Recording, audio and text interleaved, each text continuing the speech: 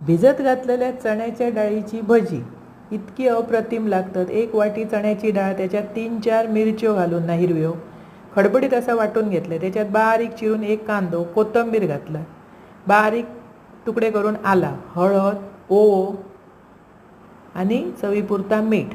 मसालो अजिबात घालू नका आणि 3 तास ना भिजत ठेवलेले डाळ चण्याची आणि त्याच्यानंतर ती खडबडीत वाटून घेतलं। अशी भजी ना इतकी टेस्टी लागतं।